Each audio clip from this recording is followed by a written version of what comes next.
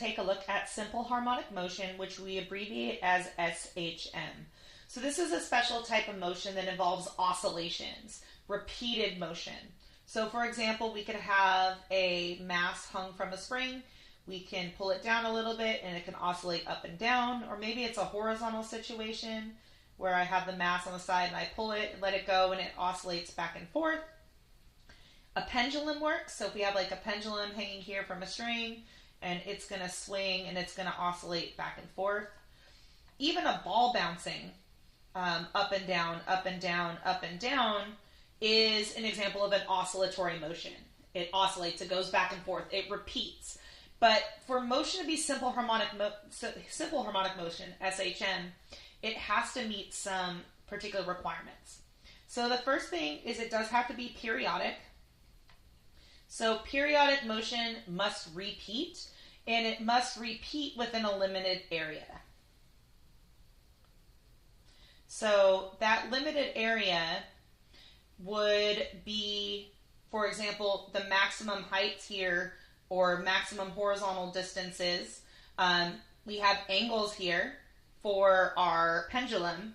Even our bouncing ball, we're going between some max height, goes up and down. So that's the first thing. So it has to repeat back and forth forever. It would go on forever, assuming that there was no losses of energy or anything to like friction. So the second thing that has to be true is the position as a function of time must be sinusoidal. So it has to be represented by a sine or a cosine graph. So this is actually where our ball bouncing becomes a problem, because our ball bouncing cannot be described with a sinusoidal function. It's periodic, but the position function is not sinusoidal. So we would have like a y of t function for like the vertical oscillator, or an x of t for the horizontal oscillator. And actually for the pendulum, we're dealing with angles, so we'd have a theta of t. So it doesn't have to strictly be an x of t, but when you create that function must be able to be described by a sine or a cosine function. The third requirement is that there must be a restoring force. So the restoring force is a special force that is responsible for keeping the motion going. In order to be a restoring force, a force must be proportional to the magnitude of the displacement. So the magnitude of the force must be proportional to the magnitude of the displacement. So the bigger displacement from zero, the bigger the force gets. And the direction of the force must be opposite to the direction of the displacement. So for example, when I pull and displace this block over here to the right, I have a displacement to the right, the spring force would act to the left. And we use Hooke's law to describe that. So the spring force acts as the restoring force for both our vertical and our horizontally oscillating systems. Now with our pendulum, it's not actually a restoring force necessarily, it's a restoring torque. And gravity is actually going to create a torque on the pendulum that constantly pulls it back towards zero. So those are the three things we have to have for simple harmonic motion. We're going to talk more about this sinusoidal function, because the big difference here between our simple harmonic motion is that our position varies as a function of time, our velocity is going to vary as a function of time, and our acceleration varies as a function of time. And if our acceleration is varying, that means we can't use kinematic equations to describe position, velocity, and acceleration, because our kinematic equations require constant acceleration. And if we do not have constant acceleration, then we cannot use. And because our acceleration function is going to vary as a function of time, it's also going to be sinusoidal. It's not constant. Focus on x of t being sinusoidal. So our AP formula sheet gives us two versions of this equation. The first one is x is equal to a cosine of 2 pi f times t. The second version is x equals a sine of 2 pi f times t. Now, the original version of the AP Physics 1 formula sheet only had the cosine function, not the sine function. I think when they rewrote the formula sheet, they added the sine function because some textbooks use sine, and really these two equations are equivalent to each other.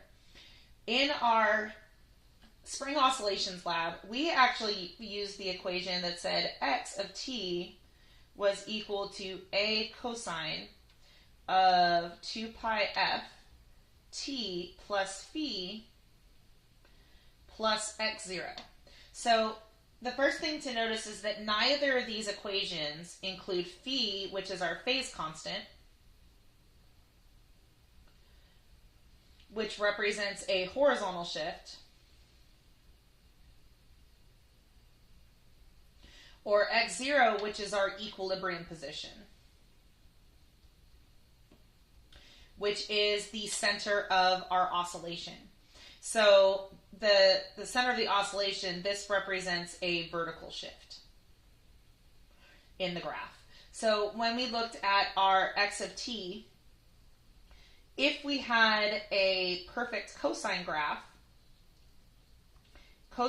start at a positive maximum, and they would oscillate about the center. A perfect sine graph is shifted. A perfect sine graph is going to start low, and it's going to be shifted, and it's going to do the opposite. So what's going to happen is these graphs are going to be offset from each other. So as those graphs are offset from each other, there is a natural phase shift between them. The peak of that maximum has been shifted, with our purple graph representing sine and our green graph representing cosine. So really, both of these equations are going to have the key variables. They're going to have the same amplitude and they're going to have the same frequency. So the phase shift, the horizontal phase shift, doesn't really matter. Okay. In a lot of cases, we're going to have a wibbly wobbly graph that's going to start some random location, and it's not going to match a perfect sine or a perfect cosine graph. And by not including the phase shift in their function, you're probably not going to have to find that value or worry about it. Now, the x0, we're going to assume that we're setting our center of our oscillation to be 0 anyway. So we don't really need that vertical phase shift either. So we're just going to assume that we're always going to set the center of our oscillation to be 0. So that's why we don't really need all of the extra variables for the phase constant and our x0. So I'm going to use the cosine function, a cosine of 2 pi f times t, and we're going to take a look at this function a little more depth. So the first thing is, since we're doing the cosine, we're going to start at a positive maximum. That positive value is the largest position value in our oscillation. We call that the amplitude. That is our A. So A is our amplitude. It would have units of meters, although sometimes you'll see graphs that are done in terms of centimeters as well. But to do calculations, you usually have to be in meters, so you may have to convert back and forth. So our graph will oscillate back and forth between positive A and negative A. And we're going to come down from that maximum, and we're going to cross over, come back up, and we're going to have this repeating oscillation.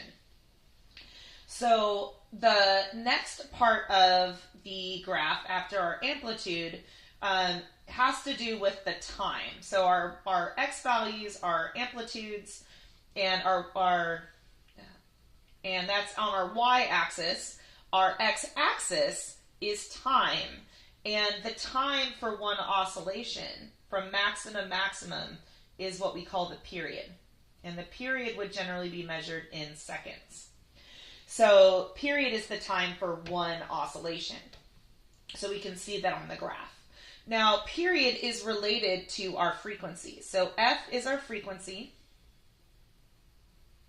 And it's basically the number of cycles per second. And the unit is the hertz.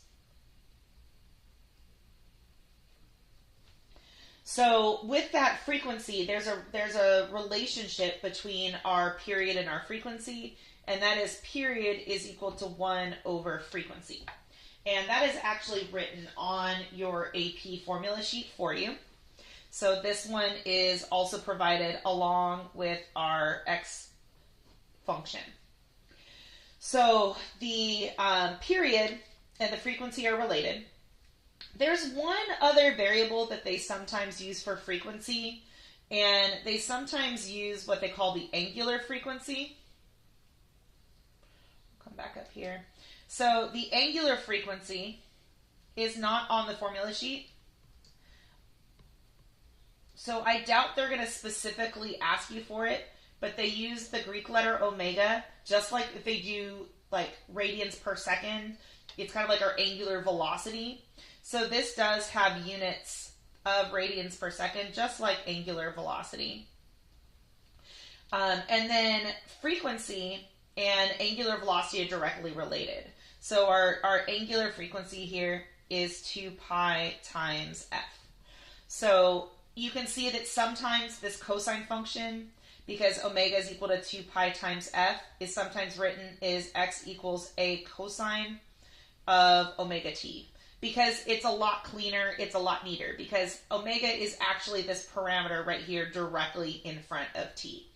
So you can find the angular frequency, and it behaves kind of like the regular frequency, because it's just 2 pi times that regular frequency that we're used to. It's just our units are radians per second for angular frequency, and our units are hertz for regular frequency. So the next variable here when we take a look is our equilibrium position, which I mentioned earlier. So that is our x0 value, is our equilibrium position. So the equilibrium position is going to be the center of the oscillation. So whether you were talking about a mass spring system or a pendulum, it's going to be the point basically in the exact middle. And so our amplitude goes from the equilibrium position up and the equilibrium position down equally. So that should be the exact center of the oscillation. For a spring, it is going to be, it's different for a horizontal spring and a vertical spring and a pendulum. So if we picture our equilibrium position for a horizontal spring system, which is the most common example that you'll see, our equilibrium position x0 is the unstretched length. So if you were to then pull this spring to stretch it and create a displacement, our amplitude would be equal on either side. So I can stretch it, or if I compress it, I would have x equals negative a. And x0 would be in the exact center of that. With a vertical spring, it's a little more complicated, because the first thing that's going to happen when you put a mass on a vertical spring is gravity is going to stretch it down. And if you let a real spring come to rest, because it's going to dampen, it's going to decrease over time, and eventually come to rest, what's going to happen is it's going to stretch down so that eventually the spring is going to be slightly stretched or stretched at some point, and it is going to be at rest at that position. This is the position that if you were just hang a mass on it, it would be stretched. But we are already stretched from the unstretched length. This is our unstretched length up here. Our equilibrium position would actually be this point right here. And this is actually our point where our gravitational force and our spring force are equal to each other, because the mass has already been stretched. So if I was to draw a free body diagram, my gravity would come straight down, my spring force would go up, and those two forces would be equal to each other. And then if I now lift my spring up and down, I can have a positive A up, and then I can have a negative A down from that x0. For a pendulum, the equilibrium position is going to be the bottom of the swing. So we're going to set theta 0 equal to 0 at the bottom, and then you're going to have some theta max over here and some theta max over here. You might call this a positive theta and that one a negative theta. So that theta equals 0 if that equilibrium position is just the bottom of the swing. So those are the three common examples that you're going to see. So now how would this position function vary if we change some of these variables around? So let's first look at amplitude. So I could have different amplitude graphs. So if I take my x of t here, so I could create some original graph here with some particular amplitude. If I were to pull that back further, I might have a larger amplitude. So my amplitude is basically just how big this wave is. So this is a larger amplitude, and the green one is a smaller amplitude. One thing that we're going to see later is that the period of an oscillation does not depend on amplitude, which may seem weird that if I pull a spring back further, it's still going to take the same amount of time to complete one oscillation. But if you pull a spring back further, then what's going to end up happening is you're going to create bigger forces. So even though you're going to have to oscillate over a larger distance, your forces are bigger, so that's going to cause bigger acceleration, so that's going to allow you to get back to the original position faster.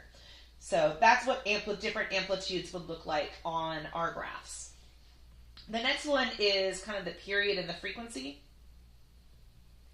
So if I have some sort of original graph here for my x and my t, like I had before, start with that same kind of idea right here. If I have a longer period is going to take more time to complete one oscillation.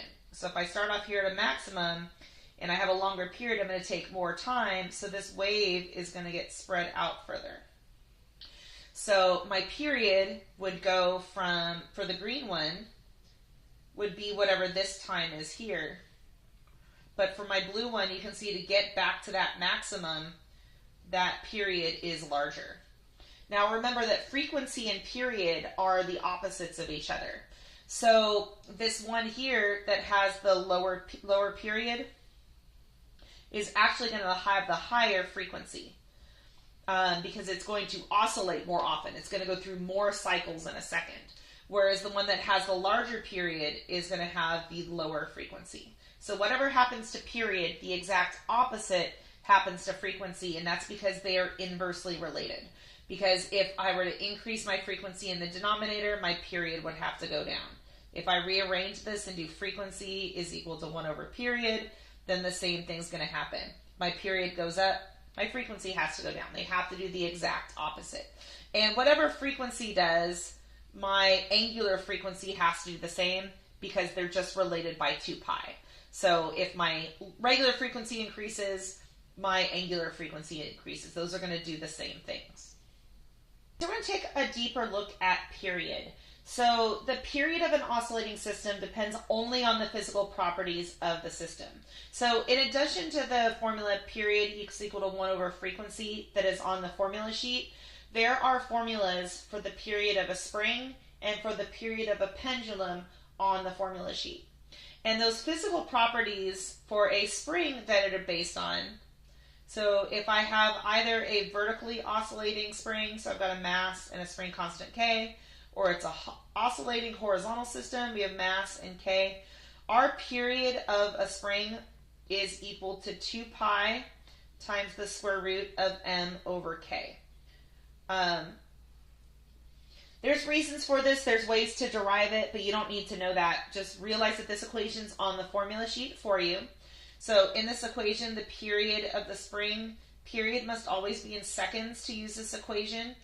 M is the mass of the object that's moving. Because remember, our springs are supposed to be massless. They're not supposed to have any mass. Although you can see if they are not ideal, if we have a non-ideal mass spring with mass, then that would change the period because it would add mass to the system. And then K is our spring constant. Remember, that's that lowercase k, which has units of newtons per meter. So with this equation, when we look at the proportionality, this tells us that the period of our spring is proportional to the square root of mass. In general, this tells us that if mass increases, that our period is going to increase. So that's going to take longer to oscillate. Now, but because of that square root, if I double my mass, I don't get double the period. I end up with the square root of 2 times larger for the period. Square root of 2 is approximately 1.4. So it's not quite double, but it is larger. So with this, why does doubling the mass increase the period? Why does it go slower? Well, if you think about it, mass is inertia. And inertia is resistance. So if we have more resistance to the forces that are acting, then we are going to have a longer oscillation. It's going to take longer for that oscillation to go. We'll have slower motion. Now, in terms of the spring constant, our spring constant is proportional to 1 over the square root of k, because our k is in the denominator. It's also trapped inside of that square root. So according to this, if my k increases, because I'm in the denominator, my period has to do the opposite, and my period has to go down. So my period is going to get shorter. Shorter period is a faster oscillation. So longer period is a slower oscillation. Shorter period is a faster oscillation. So in this case, if I were to double k, I'm going to be basically 1 over the square root of 2 times, and it's going to be shorter, and that's going to be approximately 0.7. So it's going to be smaller, but it's not going to be half. Now, why does this happen? Well, remember, our increasing our k increases the spring force that we get for a stretch. So if we have a larger k, that's going to give us more force. And if we have more force acting, then it's going to pull back faster. And so that means we're going to have a smaller period. We're going to be able to move back faster. Now, what's really important to recognize about this equation is something is missing from this, and that is amplitude. Period does not depend on the amplitude. Now that seems really, really weird, that it does not depend on amplitude. So if I were to take a mass spring system and I were to start it here at the equilibrium position x0, and in the first case, I'm going to pull it back here. I'm going to pull it back here to x equals, I don't know, a or whatever it is. And then I let it go and it oscillates and I get a period. If I pull it back to a position of x equals 2a, I get the exact same period. And that may seem really, really weird that it's going to take the same time for it to go through one full oscillation if I pull it back further. But remember, your spring force is also getting bigger. So if I pull it back further, I'm getting larger forces, larger acceleration. So I'm going to be able to go back to the center faster.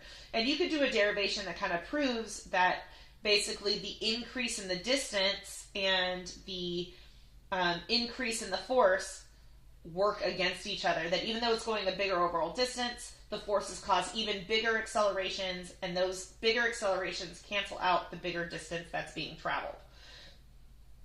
So the period does not depend on amplitude. Now, for a pendulum, with our pendulum system, it's a little bit different. We haven't really talked about pendulums much. But with our pendulum here, what is going on is we're setting our theta 0 equal to 0 here at the bottom position. With our pendulum, what is going on is we're changing our angle. So we're going to some like negative theta max over here and some positive theta max over on the other side. Now, the position, velocity, and acceleration functions would all be very similar. They'll have the exact same kind of cosine functions with them, but we're going to be working with angles instead. Now, how does this pendulum system work? Before we get into the period, just how does the pendulum work in general? Well, gravity is pulling down on the pendulum. And we have tension coming up here.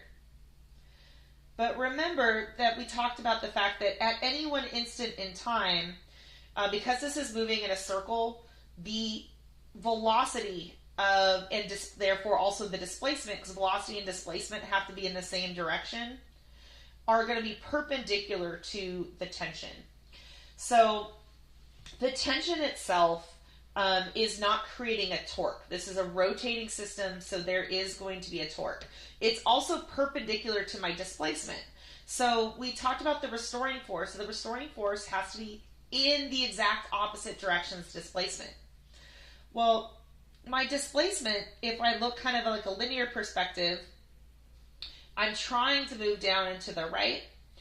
But what's happening is from where I am, in terms of my angle displacement has been in that direction. So we're talking about angles, so we need to talk about torque. Well, my tension there cannot create a torque, so it cannot be responsible for changing that angle. It's not a restoring force. It's not in the opposite direction of my angular displacement there. But gravity has two components. I'm going to have a component of gravity that is kind of parallel to the circle over here.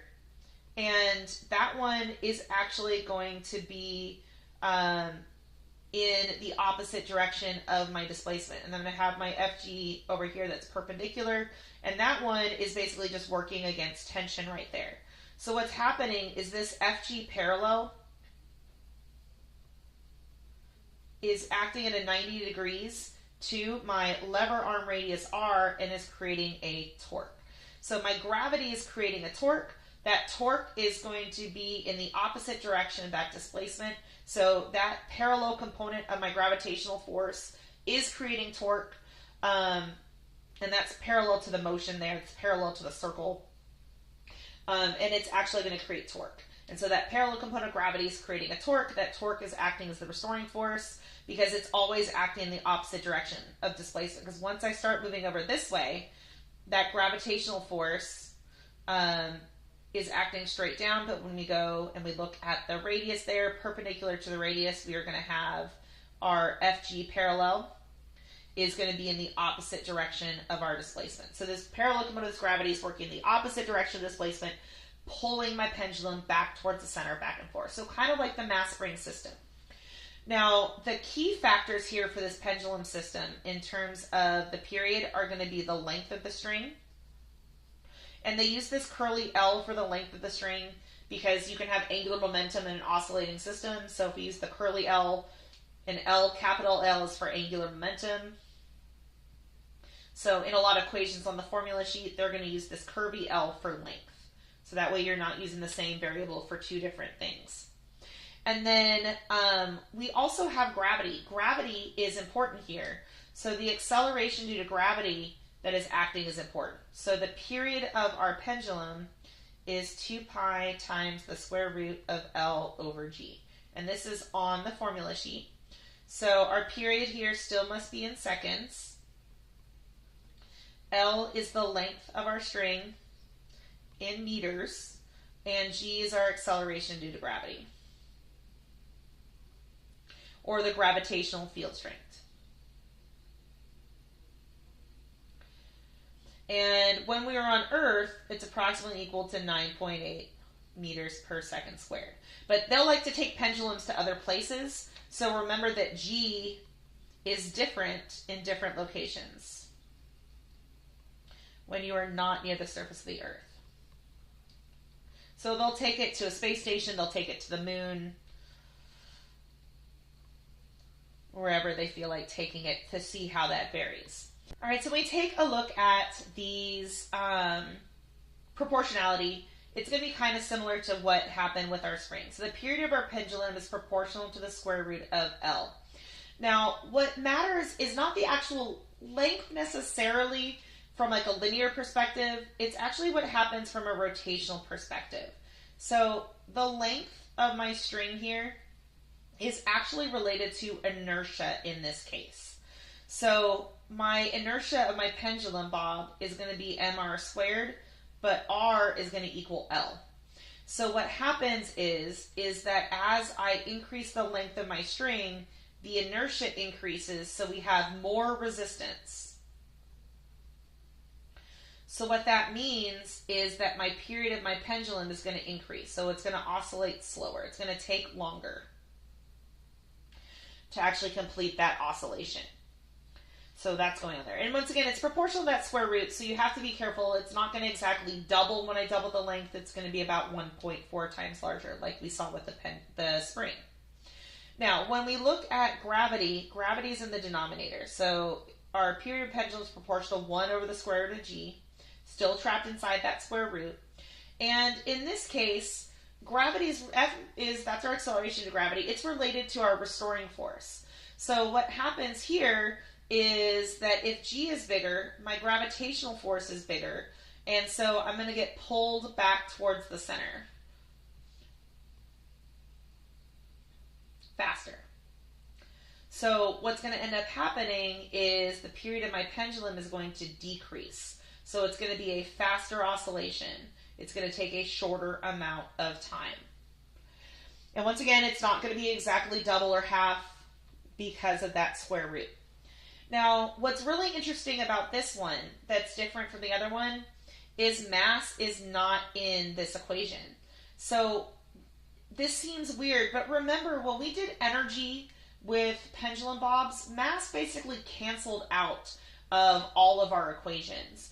So this is completely independent of mass. So if you double the mass, you have no change. The period of the pendulum does not depend on mass. And that's really, we saw from like the energy perspective, mass tends to cancel out. So it doesn't really have an effect on our pendulum. The other thing that doesn't matter is theta. Our period of our pendulum does not depend on our starting angle.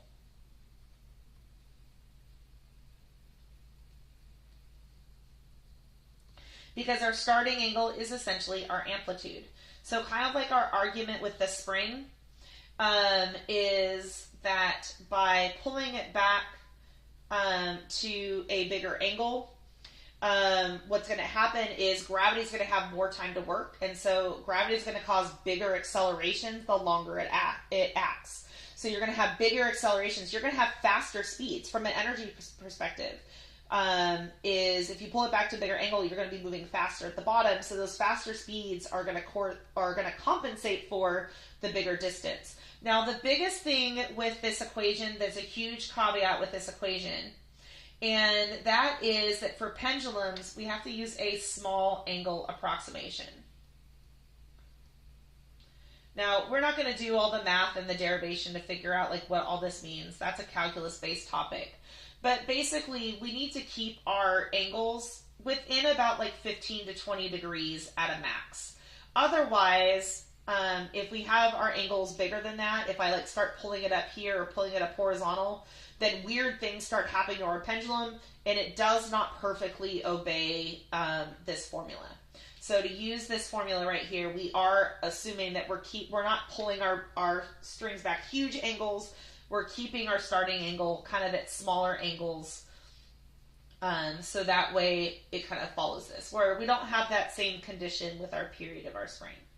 So you'll be able to see how these period equations affect when you do calculations on the homework. I hope you have a great day.